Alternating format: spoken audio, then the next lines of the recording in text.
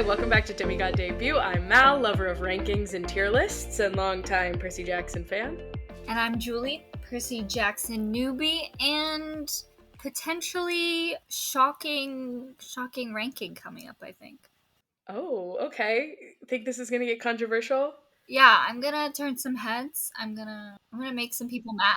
I think mine's a little controversial as well. I'm excited. Because I feel like there's sort of a universally agreed worst book, and I don't agree.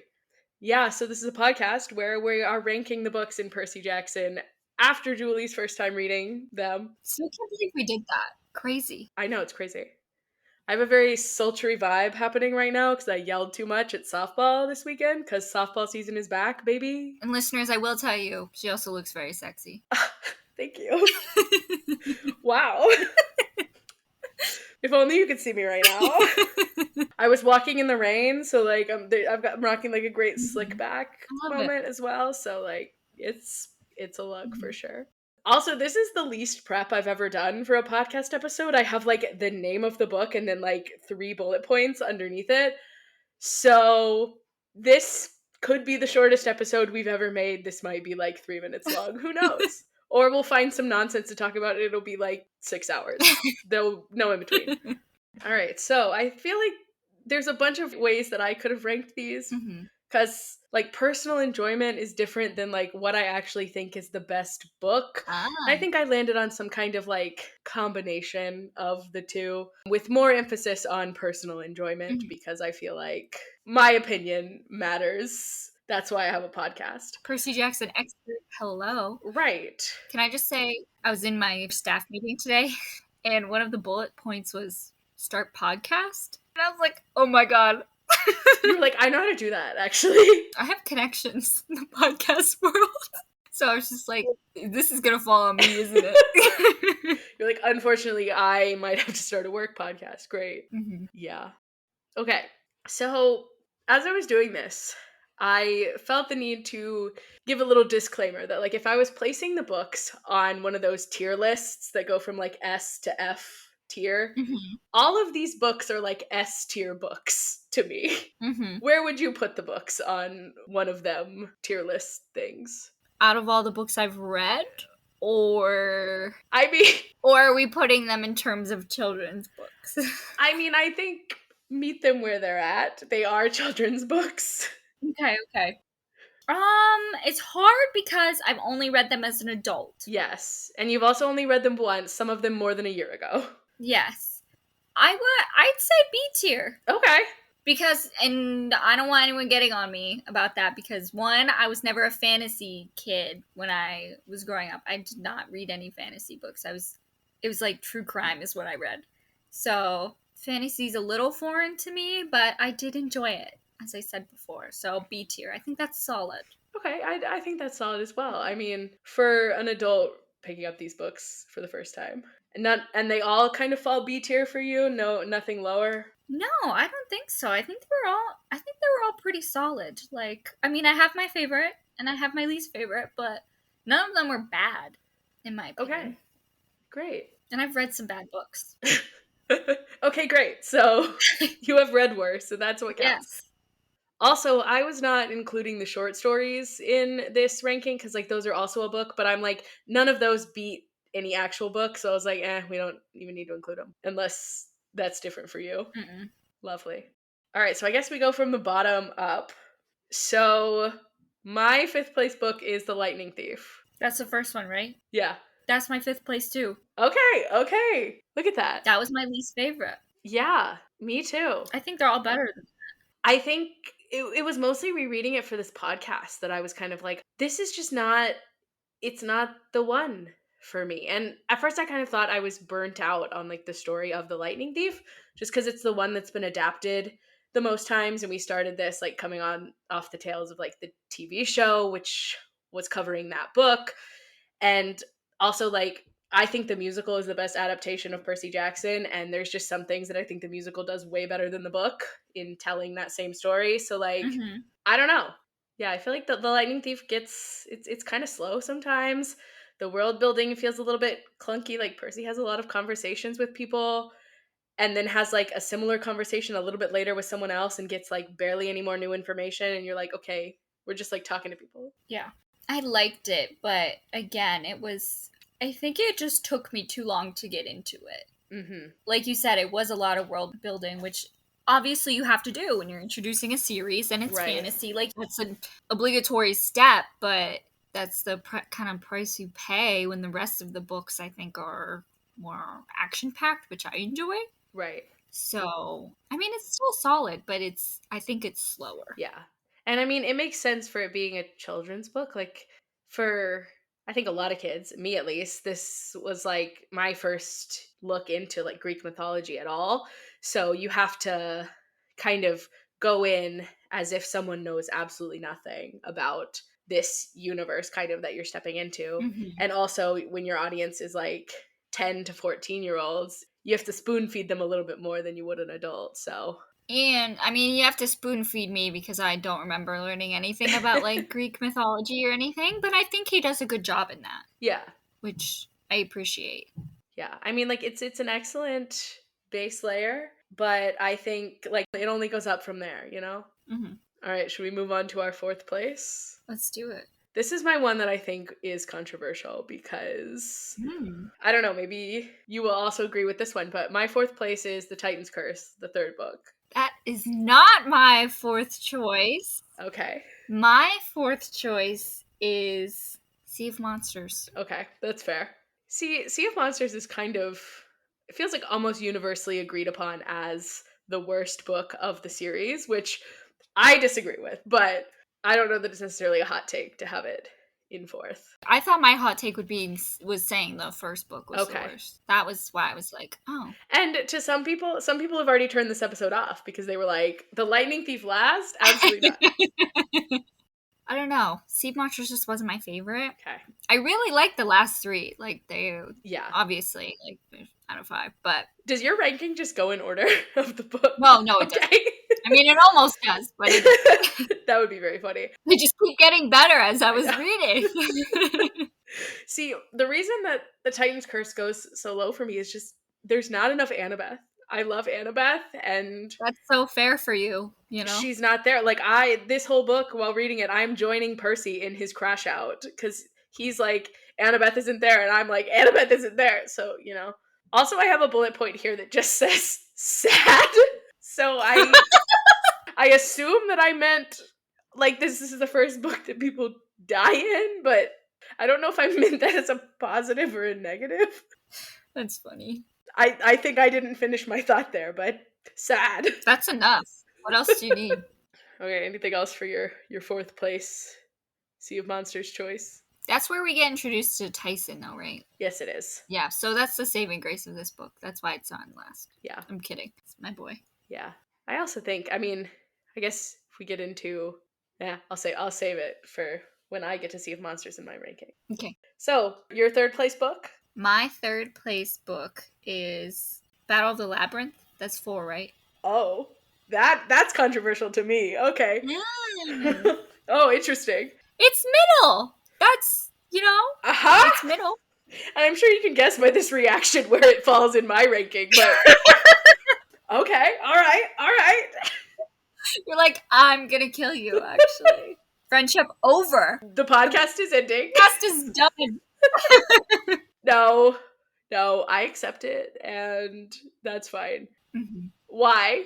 I honestly like 5 and 3 better. That's fair. Again, like 1 and 2, I think were clearly on the lower end for me. Right, yeah. It was just kind of like, I know what my favorite is. So the middle 2 are a little negotiable, but I think that I like my second choice slightly more than Battle of the Labyrinth, which I did like. Okay. I did like it, but it just got edged out a little bit. Okay, all right. Well, my third place is Sea of Monsters. Okay. And I think prior to this podcast, I would have put Sea of Monsters last, but I don't know, unpacking it and yapping about it really changed my opinion here, but I love that. It's an Annabeth book. Like, we're doing the Odyssey, but Odysseus is Annabeth. It also feels like where the series starts to me, you know? Because, like, yeah, the first book introduces us to a lot of things, but a lot of the like overarching plot things, like the introduction of the spy, learning about the prophecy that involves a child of the big three reaching 16. We also get like characters like Beckendorf and Selena. And I mean, like you said, it's our introduction to Tyson. Like there's just a lot of things that are like relevant to the whole series that are introduced there, which I really like. Yeah. And I also think this book is kind of our foundation of Percabeth. Like it's before they realize that they feel some type of way and that they need to be weird about it. Like they get their most alone time in this book because they have the like ship explosion with Clarice, and then they're like on their own until they meet up with everyone else at the Cyclops' island. So you have like the sirens, Guinea Pig Percy. It's just banger after banger after banger, and so that's why I love the Sea of Monsters. Mm-hmm. So yeah, that's my feelings there. Okay, so now I'm interested to know where your 2 and what books you have left, where your 3 and 5 shake out. I feel like I have an idea, but what's your second place book? Second place is The Titan's Curse. Is that what you thought? I would have guessed that, I think, yeah. I don't know, I really like the plot of this one, like getting introduced to all of the hunters, and then the Bianca and Nico story I really like. So, oh god, and then like the heartbreaking ending. It's so good. It is. It's also our one book with a different setting. Like it takes place in the winter. Yeah, it's a little bit different. Instead of the summer. Yeah, like Nico has definitely grown on me since his appearance in this book, so I think like in hindsight looking back on it, I'm like a little protective over Nico. I love him. He's just a baby. That's fair. My second place is The Last Olympian, the last book. Okay.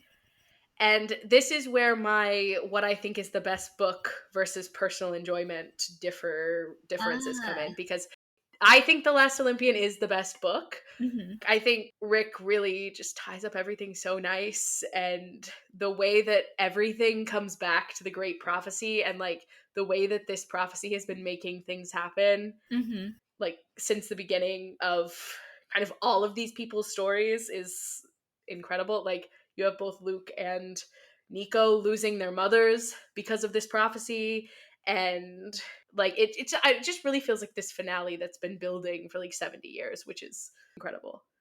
But you know, in my own personal enjoyment, I like a little mess, I like a little drama, so parts of it feel a little too neat and tidy, so yeah, that's why my personal enjoyment, it goes second instead of first. All right, so are we ready for the big one? The big one. The first place. Well, it's the only thing that's left for me. The Last Olympian.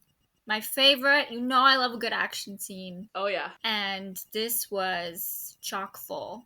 Even when I thought, like, we were done, there was still more to come. And I kind of like Rachel's whole arc in this book.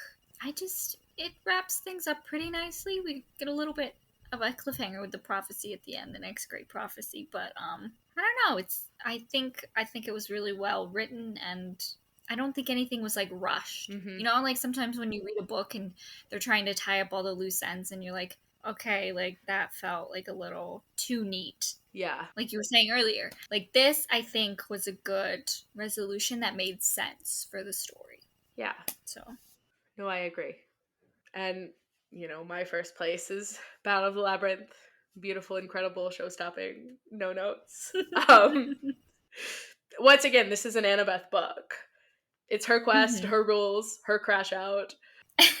You know. And then there's the Rachel of it all. You've got the first Percabeth kiss, and it's the like heat of the moment. And you missed the first time. Oh, I know. Can't get over it. But you know, I love the like heat of the moment. You're about to die, so like I'm not even really thinking about it. I just like do it. I just kiss you, like passion. Ah, so good. So glad that I discovered that just a few years ago. You know, and you also have like Grover completing his life's mission and finding Pan.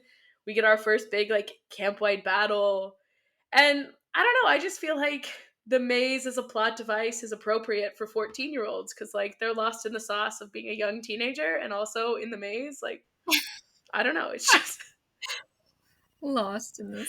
It's a good book. It's so messy and so just ridiculous at times, but it brings me so much joy to read. I love it. I still maintain it's a good book. It's just not my favorite. It is. I'm a little hurt by third. I was like, I'm not going to take anything personally in Julie's ranking, but then that, yeah, I took it a little personally. That one cut a little deep, huh? unfortunately. It's funny.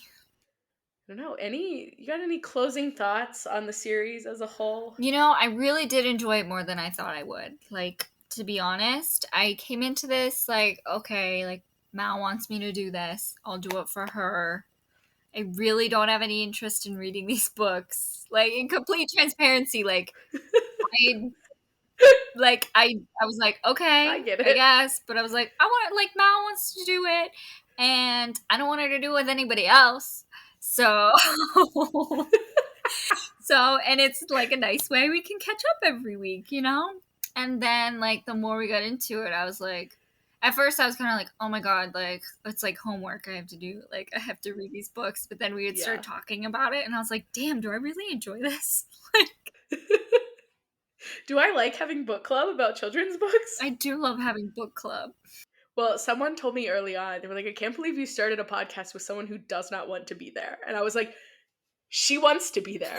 She wants to be there. She just doesn't know it yet. That's true. I didn't know it. I was like so begrudging. I was like, oh my God, I gotta do the podcast, gotta read these books. And damn it, I actually like them. That's my master plan. What's next? I've been trying to work on my next master plan and figure out what to do next. Mm-hmm. I mean, there are 2 more silly little short stories. One that's just kind of fun, one that's actually really good. The Diary of Luke Castellan. Ooh. So good. Okay. Maybe we do short stories. I have an idea for an episode. What if you send me like your top 3 favorite fics and I read them? I love it.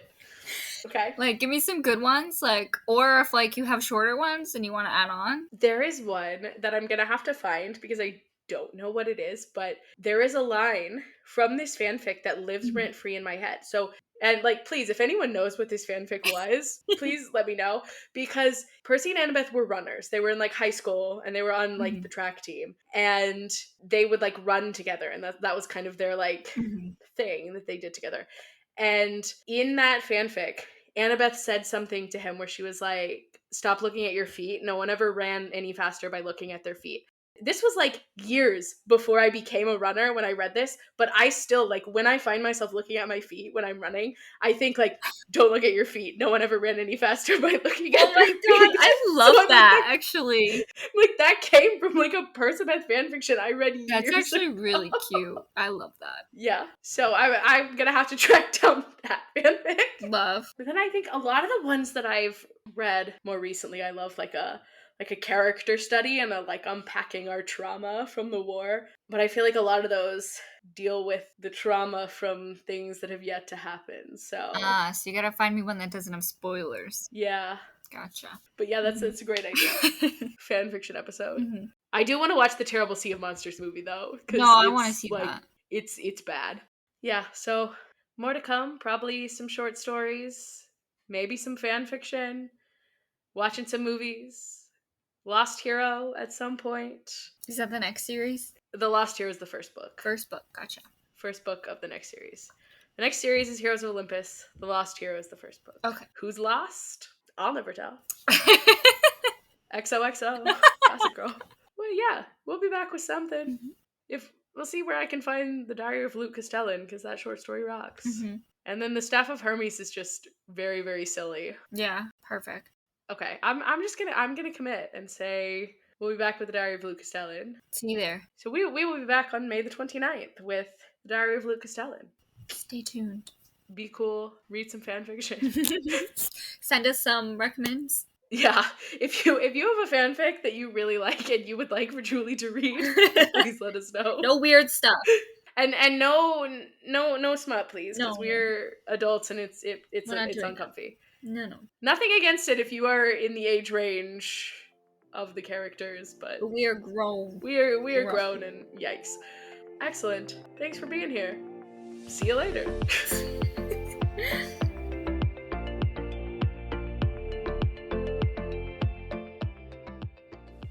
Hi, you can find us on social media at DemigodDebutPod. You can also find links to all of our socials in the episode description. If you enjoy consuming this podcast, consider leaving us a rating or review wherever you are listening. Like we said, we'll be back on May 29th with the Diary of Luke Castellan. See you then. Bye!